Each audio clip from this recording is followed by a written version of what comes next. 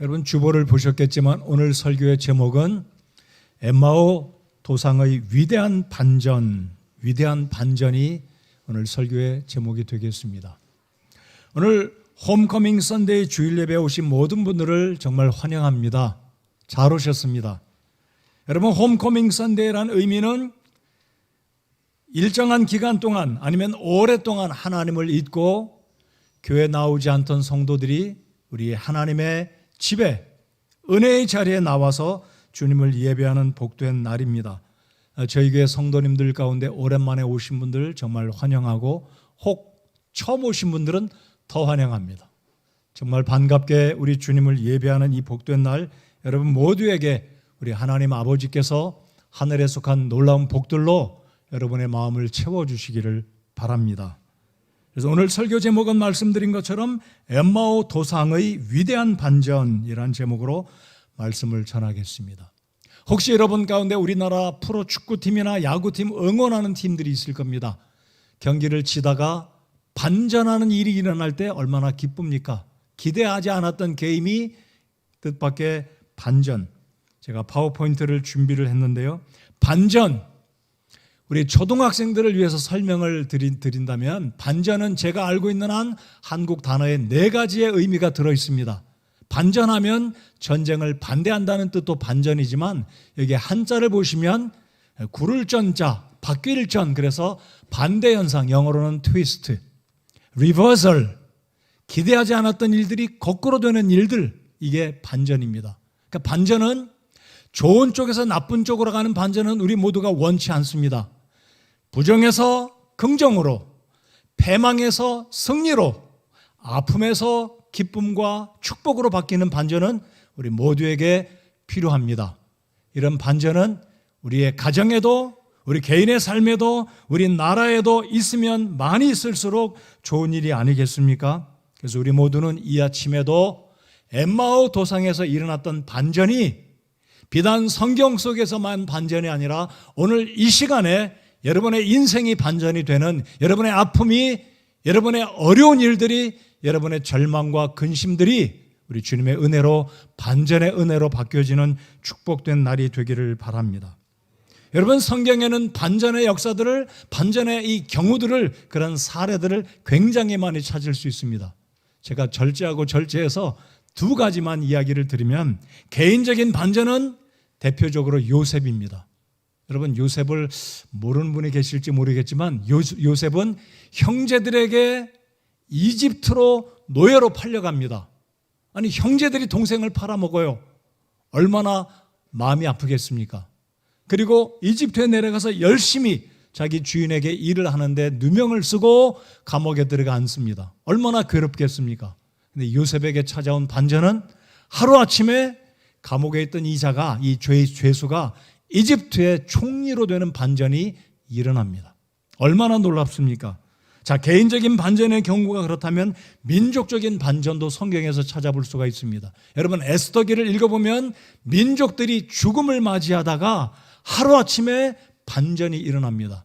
에스더기에 보면 이 하만과 모르드게, 여러분 이 하만은 페르시아 제국의 1인자는 아니었지만 2인자로 총리로 실세였습니다. 이 하만이란 아주 악한 사람이 유다인 모르드게, 평범한 관료였던 이 모르드게를 미워해서 죽이려고, 모르드게뿐만 아니라 페르시아 제국의 모든 유다인들을 진멸하려고 방을 붙이고 광고를 하고 누명을 씌워서 이렇게 억울하게 죽이려고 하는데, 하나님께서 역사하심으로 이 하만이 죽임을 당하고, 그뿐만 아니라 하만의 10명의 아들이 모르드게를 죽이려고 자기 집안에 장대를 세웠는데 하만과 그의 아들들 10명이 다 죽임을 당하고 유다인들이 살아납니다. 민족적인 반전입니다. 이것을 불임절이라고 해서 지금도 예루살렘에 있는 유대인들은 불임절을 희망의 절기로 지키고 있는 모습을 볼 수 있습니다. 자, 그래서 에스더기는 세계 역사의 종말에 전무후무한 반전을 이야기해주는 굉장히 놀라운 책입니다. 여러분 이 에스더기가 이야기하는 하만과 모르드게의 반전은 장차 이 세상의 종말에 나타날 교회와 이스라엘의 반전을 보여주고 있다는 것을 꼭 기억하시기 바랍니다. 여러분 기대하십시오. 앞으로 장차 이 말세에 이스라엘과 교회의 반전이 분명히 일어날 것이다. 두고 보십시오. 분명히 일어날 것입니다. 지금은 이스라엘이 어려움을 겪고 교회가 핍박을 받고 놀림받고 어려움을 당하지만 주님이 오시기 직전에 민족적인 반응, 여러분 제가 개인적인 반전, 민족적인 반전을 말씀드렸지만 세계적인 반전이 분명히 일어날 것입니다. 이스라엘과 교회가 주인공이 되어서 하나님께서 교회를 축복하시고 성도들을 복주시는 놀라운 반전이 곧 다가올 텐데 그것이 세계 종말의 역사 가운데 획을 긋는 전무후무한 반전이 될 것입니다. 성도 여러분들, 이 반전을 기대하십시오. 주님은 우리를 지키시고 이스라엘과 교회를 축복하실 때가 반드시 올 것입니다. 자, 이제 오늘 반전은 누가복음 24장에 일어난 엠마오 도상에 있던 2명의 제자들, 이 사람들에게 일어난 반전에 대해서 살펴보겠습니다. 자, 13절을 한번 다시 보실까요? 보라. 여러분, 성경에 보라고 강조한 것은 우리의 이목을, 우리의 집중을, 촉각을 세워서 살펴보라는 강조입니다. Behold, 보라. 바로 그날에 그들 중에 2사람이 예루살렘에서 60스타디온 떨어진 엠마오라는 마을로 가면서 도대체 엠마오라는 이 마을로 가는 길 위에 도상에서 어떤 일이 일어났는지, 누가 언제 무엇을 어떻게 왜 이런 일이 일어났는지 살펴보면서 도대체 이 2사람에게는 어떤 반전이 일어났는지 살펴보겠습니다. 자, 이 13절에 보면 예루살렘에서 60스타디온, 이 스타디온은 예수님 당시의 용어입니다. 오늘날 킬로미터로 변경하면 11km가량.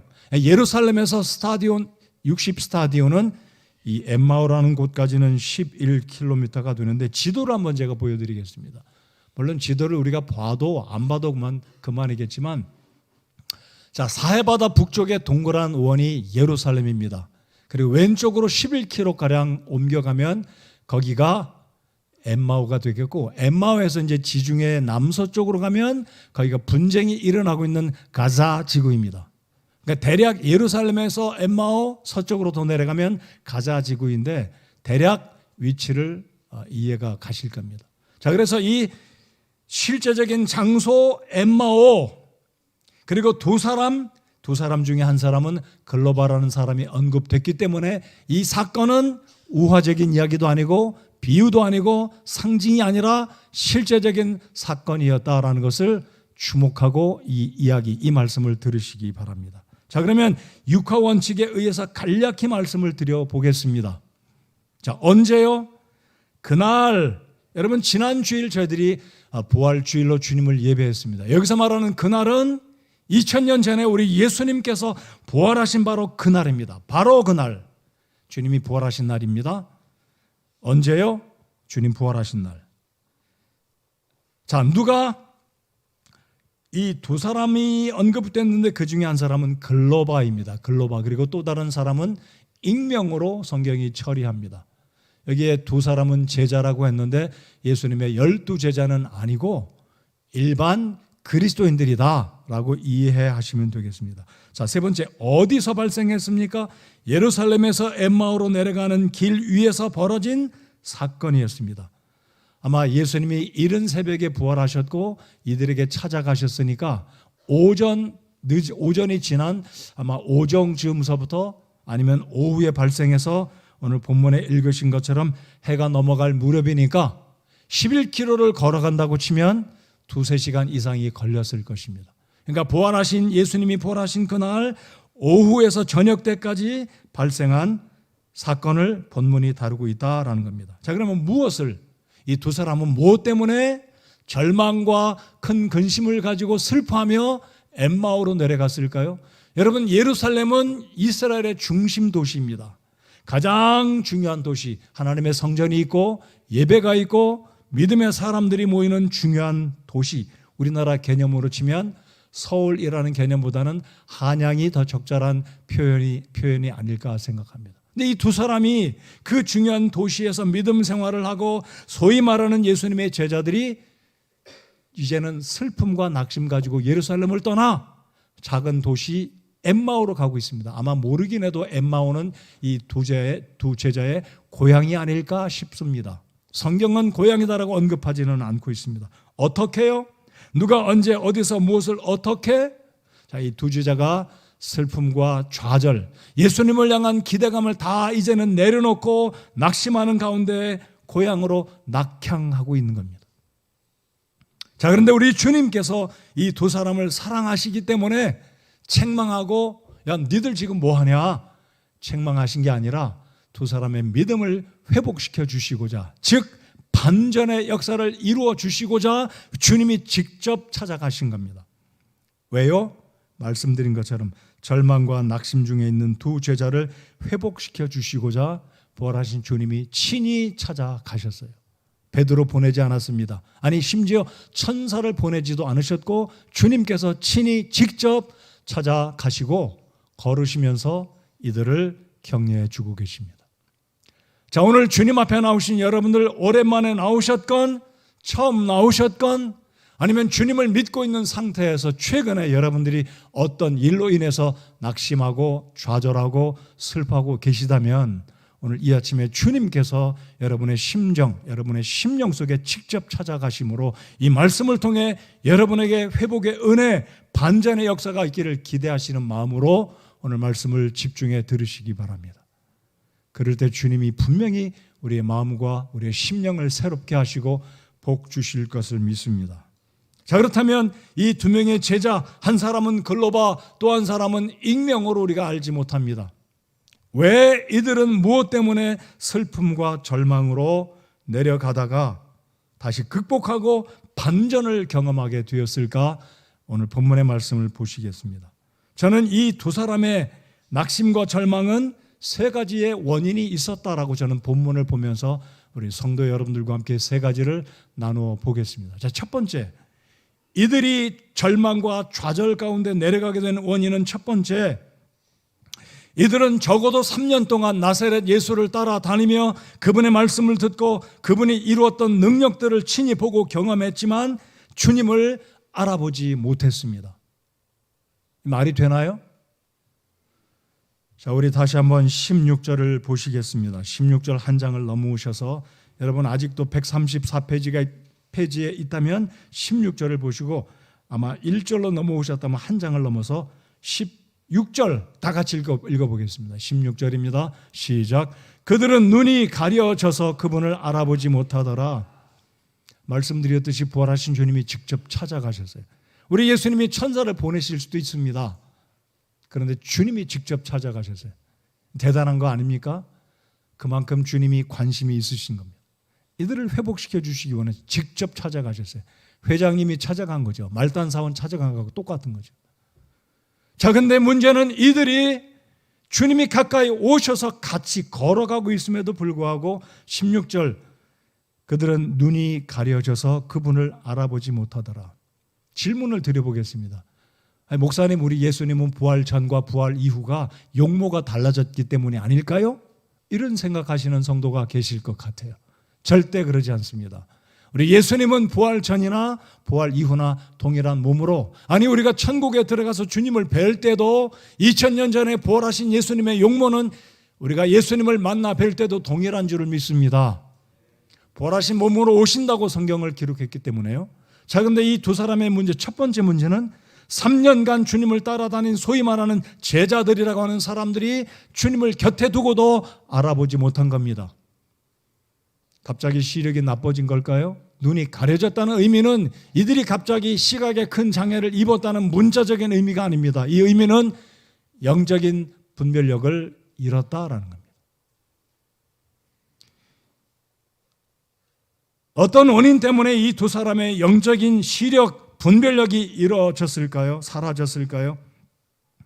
사람이 자기 주관적인 생각에 빠지게 되면 고집쟁이가 됩니다. 객관적으로 어떤 판단할 능력을 잃어버립니다. 자기 생각 속에 빠지니까.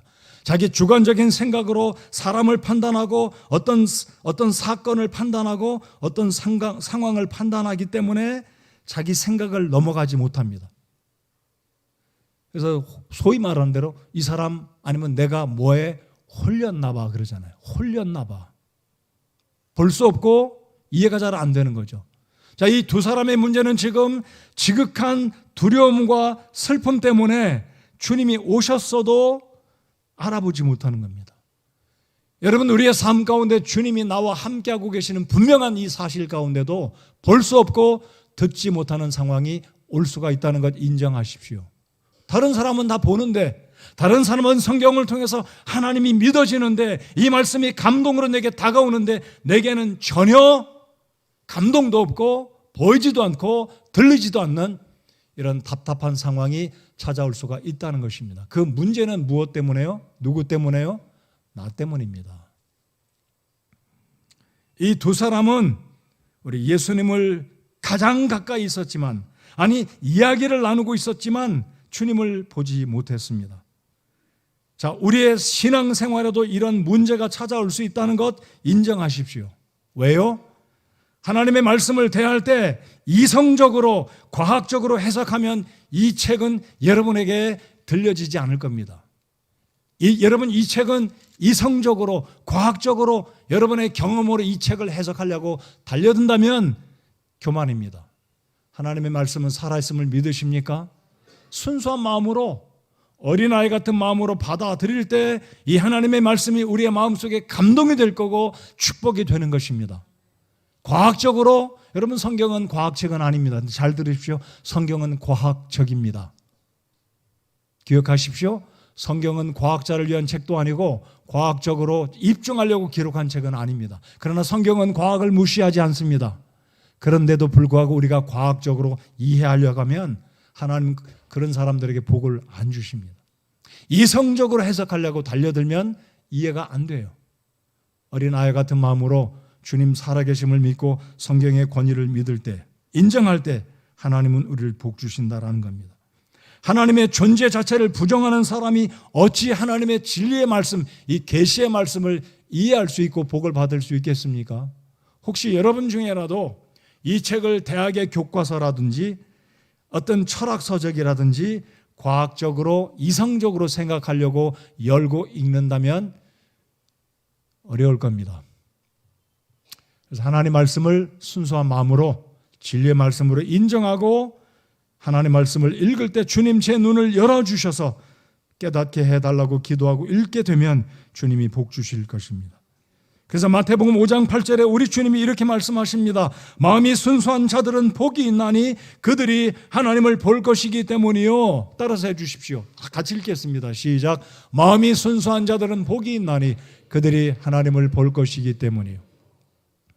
저는 제가 이 시간에 이 두 사람 구원받지 못한 자다라고 말할 수 없어요. 왜입니까? 제자라고 표현하니까요. 여러분, 제자란 말은 예수님을 따르기로 결심한 자들, 거듭난 자들입니다. 그럼 문제가 있어요. 아니, 성도가 된 사람이 예수님의 제자가 어찌 주님을 못 알아볼 수 있느냐? 영적인 눈이 가려지기 때문에. 우리도 그럴 수 있어요. 얼마든지 우리도 구원받았지만 구원을 상실하는 것은 아닙니다. 그러나 주님이 우리에게 복된 말씀을 주실 때, 설교 말씀을 들을 때 감동을 못 받을 수 있고, 우리의 삶이 곤궁하고 어렵고 힘들 때 기도해도 응답이 없는 것처럼, 하나님의 임재가 느껴지지 않고 하나님이 나를 건져주시지 않는 것처럼 느껴질 때가 있다는 겁니다. 주님의 도움의 손길을 전혀 느끼지 못할 때 영적인 눈이 어두워지면 볼 수가 없게 되는 겁니다. 이 두 제자가 그러했습니다. 순수한 마음을 달라고 우리 주님께 기도하는 저와 여러분이 되어야 할 것입니다.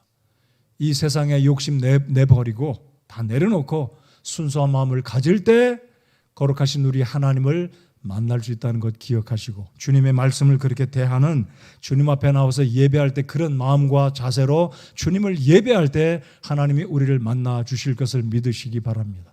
분명히 그럴 줄을 믿습니다. 자, 두 번째, 이 예수님의 제자들은 어찌해서 문제 가운데 낙향하고 엠마오로 가고 있었을까요? 두 번째는 17절에 그 이유가 들어있음을 발견할 수 있습니다. 자, 17절을 읽고 여러분 한번 생각해 보십시오. 이들의 문제는 과연 어떤 것이었나? 17절 같이 읽겠습니다. 시작. 너희가 걸으면서 서로 주고받는 이것들이 무슨 대화이기에 너희가 슬퍼하느냐 하시니. 자, 주님은 의도적으로 묻습니다. 왜 너희들 슬퍼하냐? 도대체 문제가 뭐기 때문에 예루살렘을 떠나 이곳으로 엠마오를 향해 가고 있느냐 의도적으로 질문을 하십니다. 그럴 때 이 두 제자가 쭉 이야기를 합니다. 이야기를 하고 이제 21절을 제가 읽어드리겠습니다. 21절에 답이 들어있습니다. 21절 제가 읽겠습니다. 그들이 소리를 21절 한 장을 넘겨서 그러나 우리는 그분께서 이스라엘을 구속할 분이시라고 믿었노라. 자, 이 두 사람은 지금 옆에 있는 이분이 예수님인지 모르기 때문에 몰랐다. 경어체가 아니라 몰랐다라고 얘기하는 거죠. 주님인 줄 모르니까. 자, 이들의 대답이 뭐라고요? 우리는 그분께서 예수님께서 이스라엘을 구속할 분이시라고 믿었노라. 핀트가 잘못된 겁니다. 자, 이들의 고백 한 가지만 더 보시면 20절 눈으로 보십시오. 자, 20절 19절 하반절입니다. 그분은 하나님과 온 백성 앞에서 행동과 말에서 능력 있는 대언자였는데 알긴 알아도 절반밖에 모른 겁니다. 자, 이들이 예수님을 따랐습니다. 3년간 예수님이 구주로 오신 분인 줄 믿고 제자가 되었습니다. 그런데 이들의 고백은 예수님은 하나님과 온 백성 앞에서 행동과 말에서 능력 있는 대언자였는데 이 말인즉슨 나사렛 예수는 사람들이 말하기를 촌에서 태어난 저 사람 목수의 아들이 무슨 일 하겠느냐 우습게 생각했지만 우리가 보았더니 그분은 진짜로 능력을 행한 대언자 중에 대언자였다. 기적을 행하고 죽은 자를 살리고 병든 자를 치료한 그리고 그분이 증거한 말씀은 서기관들과 다른 새로운 참신한 능력의 하나님의 사람이다 라고 이해를 했습니다. 20절 다 같이 읽겠습니다. 20절 시작. 수제사장들과 우리의 치리자들이 그분을 넘겨주어 정죄받아 죽게 하고 십자가에 못 박았느니라. 그러나 자, 이들이 이제 말하길 그러나 우리는 그분께서 이스라엘을 구속할 분이시라고 믿었노라. 그러니까 이 두 제자는 예수님을 구주로 믿기도 했지만 마음속 한편으로는 예수님은 이 땅에 오신 목적이 이스라엘을 위한 정치적인 해방, 정치적인 구원을 위해서 오신 분으로 알았기 때문에 주님을 향한 기대가 다 무너진 거예요. 능력을 행한 이분, 바다를 잔잔케 한 이분, 오병이의 기적으로 1만 명 이상을 먹이신 예수님이 갑자기 무능하게 십자가에 매달려 죽고 마니까 이 두 제자의 기대는 완전히 무너진 겁니다. 야, 이분이면 우리나라 로마 제국으로부터 해방을 시켜줄 수 있는 분인데 예수님이 죽고 끝난 거예요. 우리의 3년간 주님을 따라다닌 모든 수고와 기대감이 다 사라진 겁니다. 그러니까 이 두 제자는 더 이상 예루살렘에는 기대할 것이 없다. 더 이상 예수님으로부터 우리는 얻을 만한 정치적인 구원이 사라졌다라고 생각해서 고향으로 지금 내려가고 있는 겁니다. 자, 그러니까 우리가 주님을 향해서 우리의 삶의 신앙에 문제가 올 수 있는 이유는 첫 번째는 말씀드렸듯이 영적인 시각이 어두워져서 영적인 분별력이 사라지면 우리 주님을 향한 믿음이 연약해질 수 있다는 사실이고요. 두 번째는 주님을 향한 올바른 기대감, 아니 예수님을 정확하게 그분이 어떤 분이신지 알고 제대로 믿어야 되겠다라는 사실입니다. 여러분은 예수님이 누구시라고 믿으십니까? 예수님은 하나님이십니다. 예수님은 전지전능한 엄청난 일을 이루신 분입니다. 기타 등등으로 대답하실 수 있겠습니다.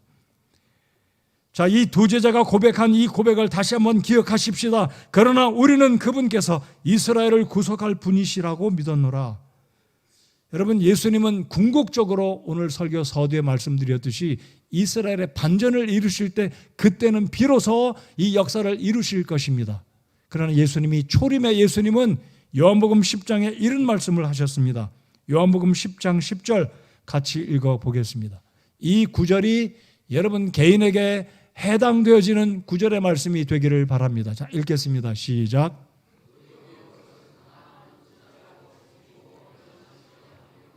내가 온 것은 양들이 생명을 얻게 하고 또 생명을 더욱 풍성히 얻게 하려 함이라.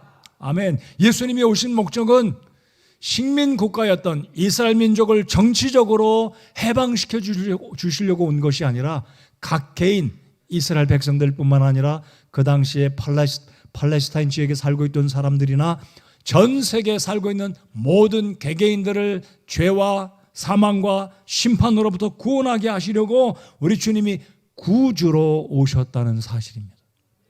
이 두 제자는 정치적인 구원으로 기대하고 예수님께 기대감을 품었다가 예수님이 십자가에 죽임을 당하시고, 아니 심지어 부활하신 그날 부활했다는 메시지를 들었음에도 불구하고 이 두 사람은 긴가민가하고 예수님의 부활을 믿지 못하고 절망과 낙심과 큰 슬픔에 빠져서 예루살렘을 떠나가고 있던 것입니다. 우리 예수님은 누구를 위해서 오셨습니까? 예수님은 우리 각자를 위해서 오셨다는 사실을 믿으시기 바랍니다. 예수님은 온 세상을 오신 것도 맞지만 이 구원의 축복이, 성경에 말씀하는 이 구원의 축복, 하나님이 우리에게 주시고자 하는 모든 축복들을 개인적으로 받으려면 예수님은 나를 위해서 오셨다.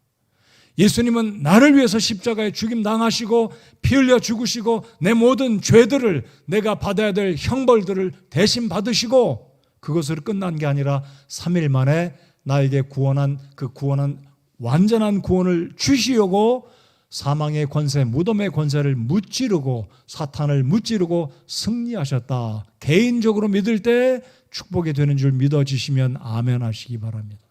바로 그거예요.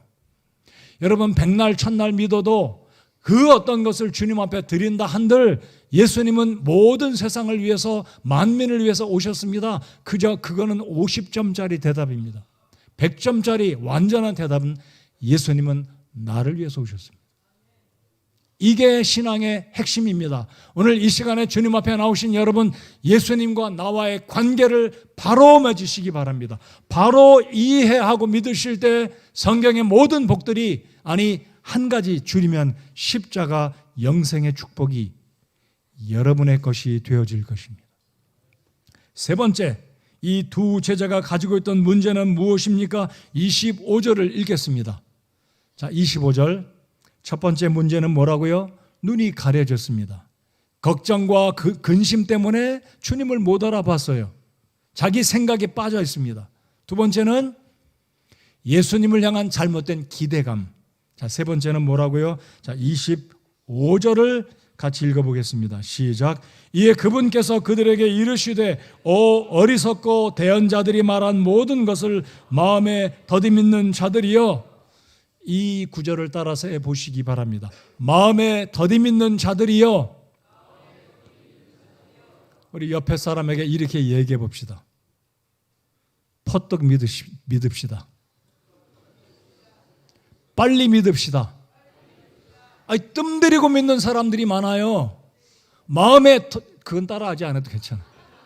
마음에 더디 믿는 자들이에요. 여러분, 더디 믿는 거 굉장히 위험합니다. 문제입니다. 저는 이렇게 믿습니다. 더디 믿는 거는 문제예요. 왜입니까? 하나님의 말씀을 자기 생각에 판단해서 이게 믿어도 되는 건지 안 믿어도 되는 건지 계산하고 믿으려고 하니까, 하나님 말씀을, 이 하나님의 진리의 말씀을 자신의 잣대를 가지고 들이대서 판단하고 믿으면 될 것 같다, 득이 될 것 같다, 손해보지 않겠지, 계산적으로 믿으려고 안 믿는 거예요. 여러분, 우리 가운데 하나님 말씀을 대할 때 더디 믿는 습관에 빠진 사람들이 적지 않습니다. 여러분, 하나님 말씀은 지식이 많아야 믿어질 수 있는 것이 아닙니다. 제 신앙의 경험상 어떤 사람은 교회 한 번도 안 가봤고 성경 일독도 안 했어도 어떤 사람들은 놀랍게 어린아이처럼 순수하게 하나님 말씀을 스펀지처럼 물을 빨아들이고 그대로 믿는 순박한 사람들을 보았어요. 어떤 사람들은 대학을 나왔건 중학교밖에 못 나왔건 초등학교도 못 나왔건 그거 물어나고, 어떤 사람들은 하나님 말씀을 요리재고 저리재고 더디 믿는 사람들이 있습니다. 여러분, 하나님의 말씀을 받아들일 때 순박한 마음으로, 그렇습니다, 하나님 말씀에 어찌 거짓이 있겠습니까? 단순한 마음으로 받아들이는 사람은 복을 받아요. 복이 있는 사람입니다. 이 두 제자는 더디 믿는다고 우리 주님이 책망하세요. 아직까지 이 두 사람은 이분이 주님인지를 몰라요. 근데 주님은 이들을 가리켜서 책망하십니다. 여러분, 이 두 사람이 예수님을 따라다니며 3년을 따라다녔는지 모릅니다. 12제자들은 3년 따라다녔어요. 자, 오늘 한 구절 11제자라고 표현하죠. 33절 보겠습니다. 갑자기 생각나서 설명을 드리는 거예요. 제 또 설교가 또 늘어지는데 33절. 바로 그 시각에 일어나 예루살렘으로 돌아가서 11제자와, 왜 11제자일까요? 가룟 유다는 죽었으니까, 자살했으니까. 11사도가 다 남아있는 거예요. 근데 여기 있는 두 제자는 11사도가 아닙니다. 이들이 3년간 주님을 따라다녔는지 몰라요. 1년 전에 따라왔는지 몇 개월 전에 따라왔는지 몰라요. 그러나 이들의 문제는 우리 주님으로부터 말씀을 들을 때 발장 끼고 저게 진짜일까? 고려하고 생각하고 복이 될 것 같으면, 득이 될 것 같으면 계산하고 믿는 사람들이에요. 우리 어린이 여러분들, 선생님이 말씀 전해주시면 계산하지 말고 그냥 믿으세요. 어르신 성도 여러분들, 하나님 말씀을 읽거나 들을 때 계산하지 말고 마음에 더디 믿지 말고 즉시로 아멘하고 받아들이면 여러분에게 복이 될 것입니다. 그게 성도 아니겠습니까? 이게 두 제자는 사실 부끄러운 사람이에요. 주님이 책망하고 계세요. 마음에 더디 믿는 자들이요. 잘 들으십시오. 마음에 더디 믿는 자들이라고 주님이 책망하셨습니다. 더디 믿으면 못 믿는 거죠. 뜸 들이는 거죠. 설익은 밥 맛있나요? 더디 믿는 건 믿음이 아닙니다.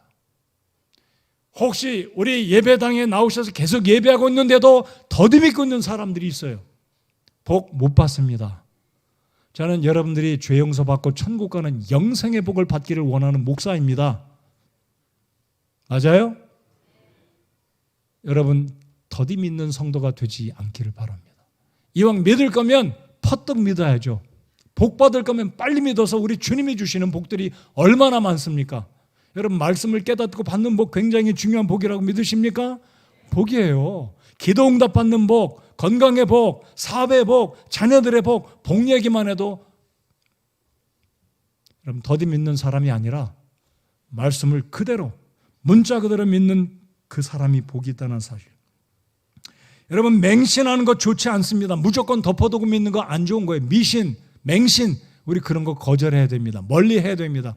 그러나 진리의 말씀은, 하나님의 성경 말씀은 1.1핵도 거짓이 없는 진리의 말씀이다, 생명의 말씀이다라고 믿고 하나님의 말씀이 울려 퍼질 때 아멘으로 받아들이고 실천하고 적용할 때 주님이 우리에게 복을 주실 것입니다.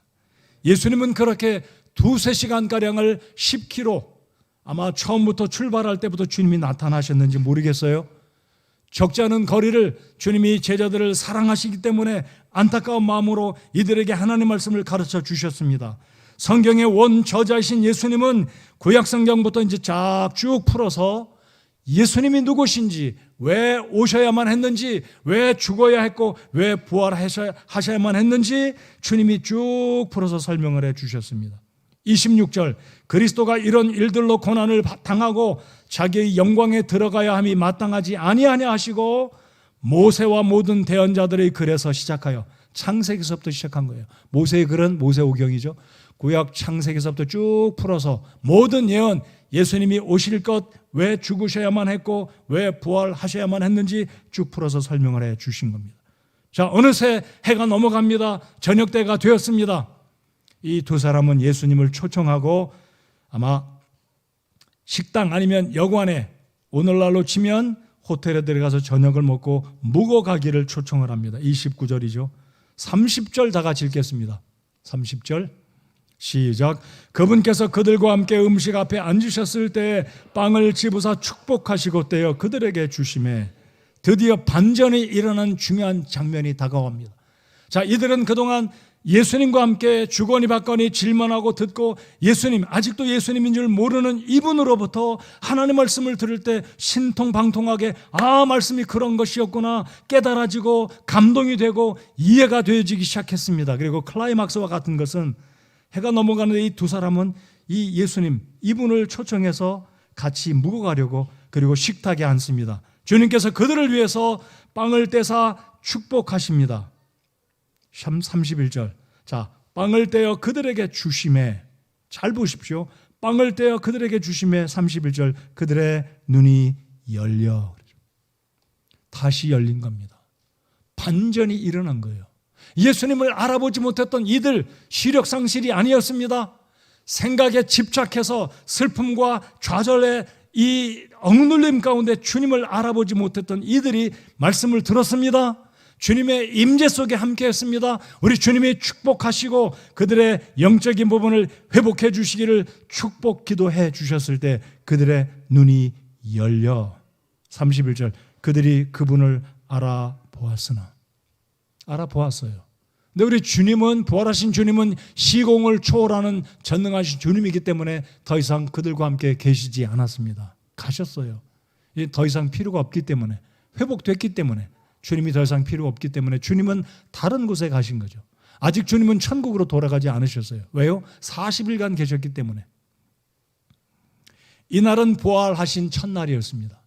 아직도 39일을 더 계셔야 되잖아요. 자, 그래서 이 제자들이 이구동성으로 이렇게 이야기합니다. 32절 다 같이 읽겠습니다. 32절. 자, 30절부터 읽겠습니다. 좀 길지만 30절부터 32절까지 노란색 글자를 집중해서 마음에 담고 읽으실 때 복이 되어지리라고 믿습니다. 자, 읽겠습니다. 30절 시작.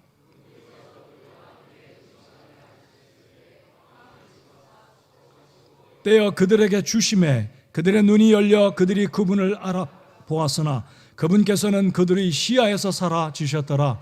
그들이 서로 이르되 그분께서 길에서 우리와 말씀하시고 우리에게 성경 기록들을 열어주실 때 우리 속에서 마음이 뜨겁지 아니하더냐 하고는 이구동성 두 사람이 동일하게 우리의 마음이 뜨겁지 않더냐. 너도 나도 뜨거워졌다. 회복의 역사가 있던 것입니다. 자, 말씀을 들었습니다. 그 말씀을 이해했습니다. 그 말씀에 감동을 받았습니다. 그리고 주님의 또 다른 축복은 빵을 떼어 그들에게 주실 때 주님의 기도가 있을 때 눈이 열렸습니다. 자, 눈이 열렸고 슬픔과 좌절과 낙심에 처했던 이 두 사람의 마음이 회복된 것입니다.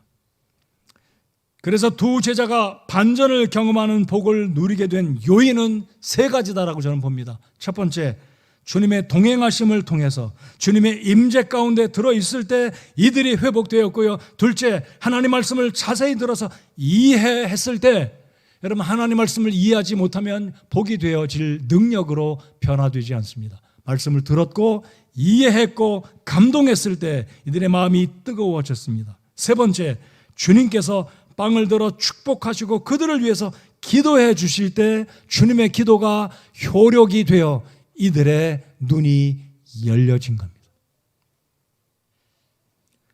우리는 주님의 임재 안에 살아야 됩니다. 어떻게 임재 안에 살아갈 수 있을까요? 직장에서 일하지도 말고 집에서 살지도 말고 아주 굉장히 거룩한 어떤 기도원에 가야 됩니까? 아니면 교회 와서만 살아야 됩니까? 그거 아닙니다. 우리가 주님 앞에 깨끗한 마음으로 주님을 기쁘시게 하고자 하는 마음으로 하나님 말씀을 순종하고자 하는 마음으로 살아가는 것이 우리 주님의 임재 안에 살아가는 것이며 주님과 동행하는 삶이 되는 줄 믿으시기 바랍니다. 주님의 말씀을 읽고 묵상하며 그 말씀을 실천하겠다, 한 가지라도 두 가지라도 실천하겠다는 마음을 품는 것이 반전이 일어나는 경험이 우리에게 있게 될 것이다라는 겁니다. 세 번째, 교회에 와서 믿음의 지체들과 함께 교제를 나눌 때 우리 주님의 역사를 경험하게 될 겁니다. 여러분, 주님의 만찬은 주님과의 교제를 상징합니다. 주님의 고난에 동참하고 그분의 부활하심을 세상 끝까지 증거하겠다는 우리 그리스도인들의 삶의 결단, 헌신은 우리 주님께서 오늘 본문을 통해서 보여주신 굉장히 중요한 의미가 들어있는 겁니다. 주님과 동행, 우리 말씀에 순종하고자 하는 마음, 성도 간에 서로 사랑하고 교제를 나눌 때 주님의 교회, 주님의 몸된 교회에 붙어 있을 때 주님과 교제를 나눌 때 주님은 우리 삶을 복주신다라는 것입니다. 자, 이제 반전은 어떤 결과를 가져왔습니까? 33절 눈으로 보시기 바랍니다. 바로 그 시각에 일어나 예루살렘으로 돌아가서 이들은 더 이상 엠마오로 가지 않았습니다. 지금 시간이 어떤 시간이라고요? 어두워졌습니다. 자, 11km를 되돌아간다고 생각해 보십시오. 2시간, 3시간 걸리는 거리를 돌아간다면 이 어두운 시간에 돌아가는 건 어려운 일이 아닙니다. 근데 이 어려운 일이죠. 근데 이 두 제자는 야, 이왕 숙소에 머물렀으니 돈을 지불했는지 모르지만 내일 아침 날이 밝으면 빨리 일어나서 가자. 이게 아니었습니다. 즉시 일어나 turn back. 어디로요? 예루살렘으로 돌아간 겁니다. 여러분, 우리 신앙의 결단은 내일 아침에 해야지, 조금 이따 해야지, 이게 아닙니다. 결단은 지금 해야 된다라는 겁니다. 자, 우리 따라서 해봅시다. 결단은 지금 해야 된다.